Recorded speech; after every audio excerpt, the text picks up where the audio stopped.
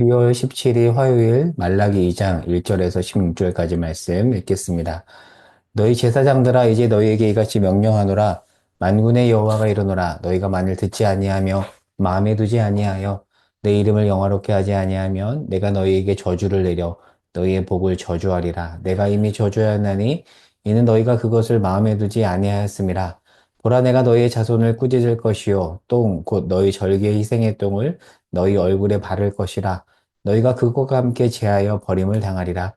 만군의 여호와가 이르노라. 내가 이 명령을 너희에게 내린 것은 레이와 세운 나의 언약이 항상 있게 하려 함인 줄을 너희가 알리라.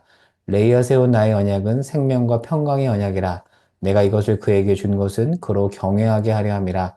그가 나를 경외하고 내 이름을 두려워하였으며 그의 입에는 진리의 법이 있었고 그의 입술에는 불의함이 없었으며 그가 화평함과 정직함으로 나와 동행하며 많은 사람을 돌이켜 죄악에서 떠나게 하였느니라. 제사장의 입술은 지식을 지켜야겠고 사람들은 그의 입에서 율법을 구하게 되어야 할 것이니 제사장은 만군의 여호와의 사자가 됨이거늘 너희는 옳은 길에서 떠나 많은 사람을 율법에 거스르게 하는도다. 나 만군의 여호와가 이르노니 너희가 레위의 언약을 깨뜨렸느니라. 너희가 내 길을 지키지 아니하고 율법을 행할 때 사람에게 치우치게 하였으므로 나도 너희로 하여금 모든 백성 앞에서 멸시와 천대를 당하게 하였느니라 하시니라. 우리는 한 아버지를 가지지 아니하였느냐? 한 하나님께서 지으신 바가 아니냐? 어찌하여 우리 각 사람이 자기 형제에게 거짓을 행하여 우리 조상들의 언약을 욕되게 하느냐? 유다는 거짓을 행하였고 이스라엘과 예루살렘 중에서는 가증한 일을 행하였으며 유다는 여호와께서 사랑하시는 그 성교를 욕되게 하여 이방신의 딸과 결혼하였으니 이 일을 행하는 사람에게 속한 자는 깨는 자나 응답하는 자는 물론이요 만군의 여호와께서 제사를 드리는 자도 여호와께서 야곱의 장막 가운데서 끊어 버리시리라. 너희가 이런 일도 행하나니 곧 눈물과 울음과 탄식으로 여호와의 제단을 가르게 하는도다. 그러므로 여호와께서 다시는 너희의 봉헌물을 돌아보지도 아니하시며 그것을 너희 손에서 기꺼이 받지도 아니하시거늘 너희는 이르기를 어찌 됨이니까 하는도다. 이는 너와 내가 어려서 맞이한 아내 사이에 여호와께서 증인이 되시기 때문이라. 그는 내 짝이요 너와 서약한 아내로 돼 내가 그에게 거짓을 행하였도다. 그에게는 영이 충만하였으나 오직 하나를 만들지 아니하셨느냐. 어찌하여 하나만 만드셨느냐? 이는 경건한 자손을 얻고자 하심이라. 그러므로 내 심령을 삼가지켜 어려서 맞이한 아내에게 거짓을 행하지 말지니라. 이스라엘의 하나님 여호와가 이르노니 나는 이혼하는 것과 못으로 학대를 가리는 자를 미워하노라. 만군의 여호와의 말이니라. 그러므로 너희 심령을 삼가지켜 거짓을 행하지 말지니라. 아멘. 오늘 본문은 크게 두 파트로 나뉩니다. 오늘 2장 1절에서 16절까지 읽었는데 첫 번째 1절에서 9절까지는 제사장들의 타락을 다루고요. 두 번째 10절에서 16절까지는 일반 백성들의 타락을 다룹니다. 순서를 보면 누구의 타락을 먼저 다루죠? 제사장들의 타락을 먼저 다룹니다. 자, 이 시대에도 하나님은 가장 먼저 불신자보다 신자를 먼저 치실 것입니다.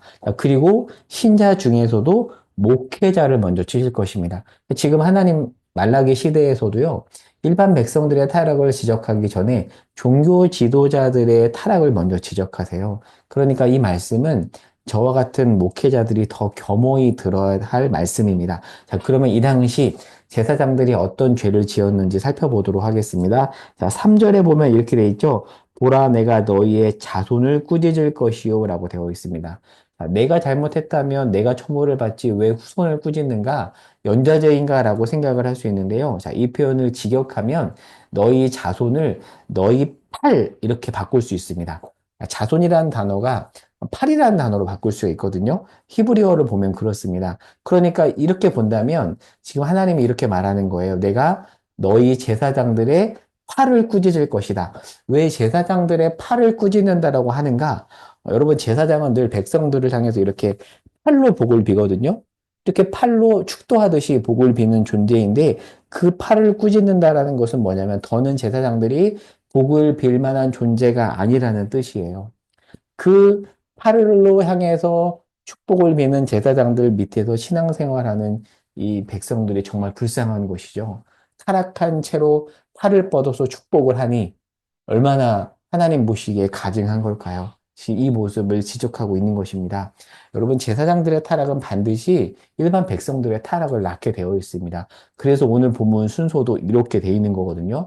우리가 이전에 호세아와 아모스 선지서를 봤잖아요. 호세아 선지자는 종교적인 타락을 지적한다면 아모스 선지자는 사회적 타락을 지적하거든요. 종교 지도자의 타락은 자연스럽게 아모스서에서 말하듯 사회적인 타락을 낳기 마련입니다. 그래서 하나님은 가장 먼저 뭐를 경고하시냐면 종교 지도자들의 타락을 경고하세요. 자, 그러면 조금 더 보도록 할게요.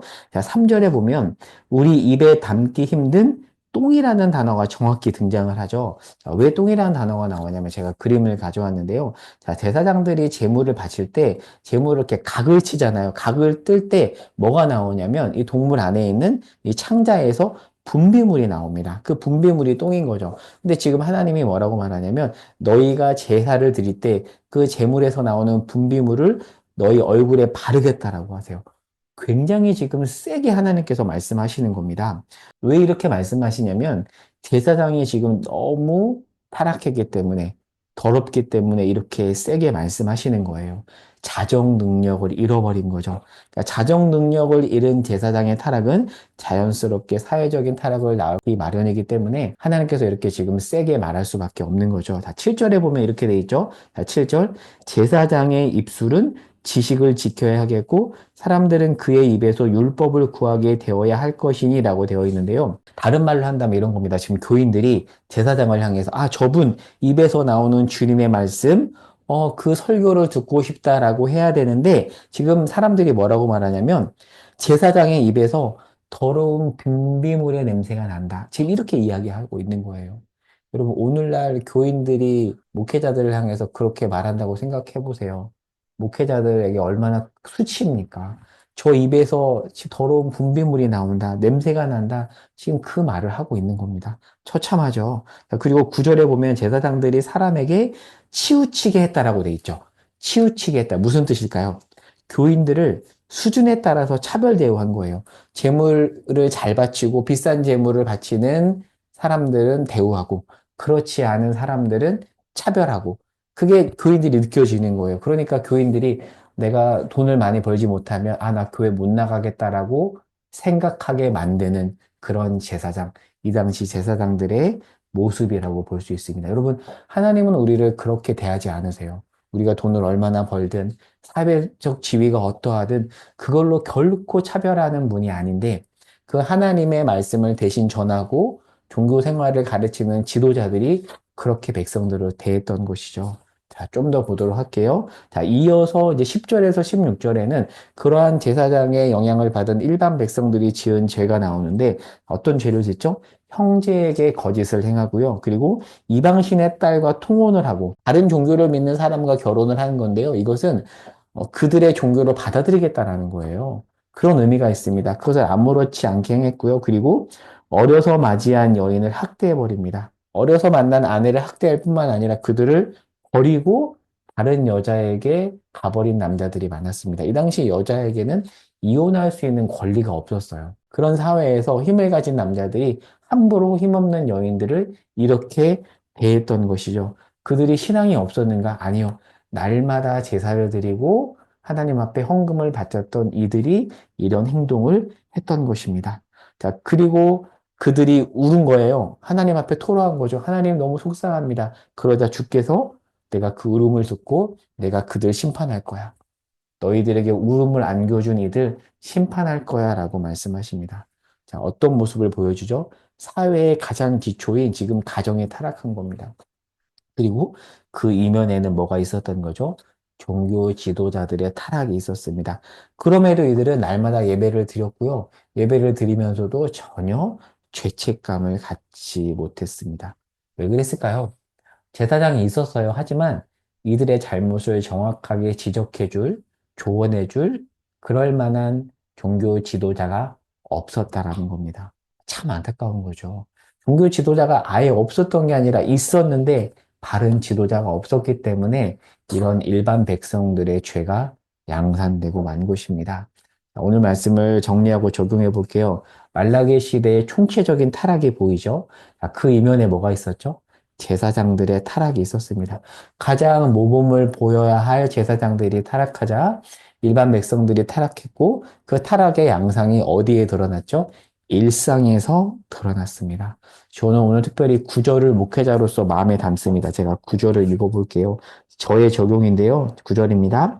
너희가 내 길을 지키지 아니하고 여기서 말한 너희는 제사장이니까 제가 저한테 적용해 볼게요. 너희가 내 길을 지키지 아니하고 율법을 행할 때 사람에게 치우치게 하였으므로 나도 너희로 하여금 모든 백성 앞에서 멸시와 천대를 당하게 하였느니라라고 되어 있습니다. 여러분, 목회자가 올바른 길로 율법을 행할 때 사람들을 바른 길로 인도할 수 있는데 그렇지 않자 제사장이 올바른 길로 가지 않자 일반 백성들이 치우치게 되었습니다. 이 시대에 가장 먼저 빛을 보여야 될 목회자를 위해 여러분 기도해 주시기 바랍니다. 목회자들이 가장 경건해야 되고요. 말씀을 정말 사랑해야 되고요. 영혼을 사랑해야 되고 하나님 앞에 엎드려서 기도해야 됩니다.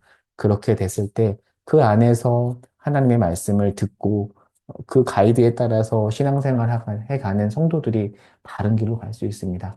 사랑하는 여러분, 저를 포함한 이 시대의 목회자들이 바른 길로 갈 수 있도록 한옥에 찌들지 않고 하나님의 말씀이 아니라고 한다면 기꺼이 돌아서며 말씀을 사랑하는 목회자들이 이 땅 가운데 일어날 수 있도록 여러분이 아침에 기도해 주시기 바랍니다.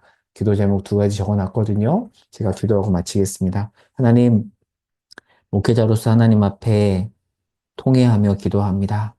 하나님, 이 시대 목회자들이 말씀 앞에 바로 서게 하옵소서. 그 무엇보다도 말씀을 가장 사랑하며 잃어버린 영혼을 사랑하는 목회자들이 일어나게 하시고 제가 그런 목회자 될 수 있도록 하나님, 성령님 인도해 주시옵소서. 예수님의 이름으로 기도합니다. 아멘.